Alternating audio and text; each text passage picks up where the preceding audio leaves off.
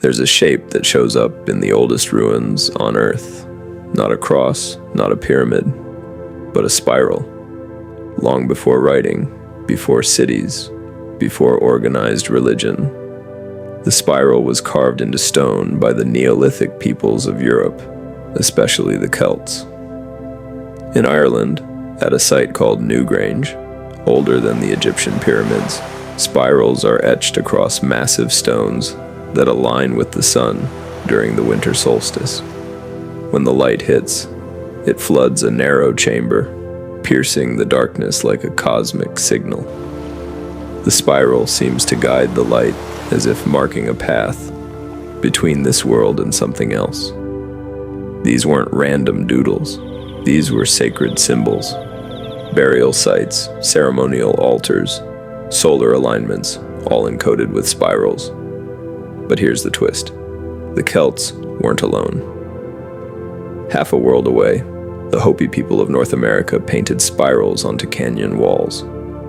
For them, the spiral represented migration, the soul's journey.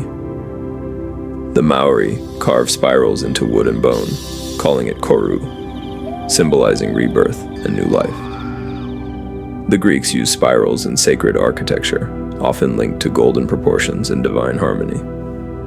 Even in Hinduism, the spiral form appears in Kundalini energy, a coiled serpent resting at the base of the spine, waiting to rise. So what is it about this shape? Why did so many cultures revere it without ever speaking to each other? Some say the answer lies in nature. Look at a seashell, a whirlpool, a cyclone, your own cochlea deep inside your ear. Even the galaxies overhead spiral inwards, as if collapsing into their own secrets.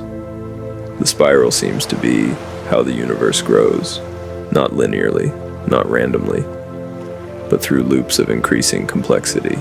It's a blueprint, a rhythm, an echo that repeats across scale and time, but maybe it goes deeper than that.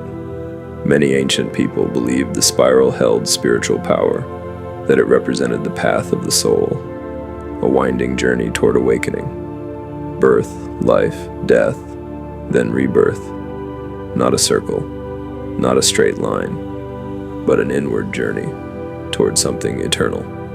Today, we call it the golden spiral, a geometric progression that shows up in art, architecture, music, even brainwaves. But the ancients didn't need math to sense its pull. They saw the spiral in waves, in vines, in the horns of animals, in the drift of smoke.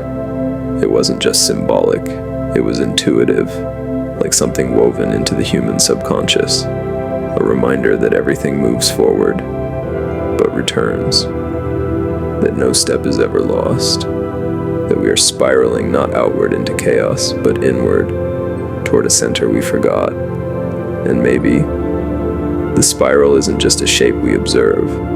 Maybe it's the shape of consciousness itself, of memory, of evolution. Maybe this is why they worshipped it. Because they felt, deep in their bones, that this shape wasn't just part of reality. It was reality, and maybe still is.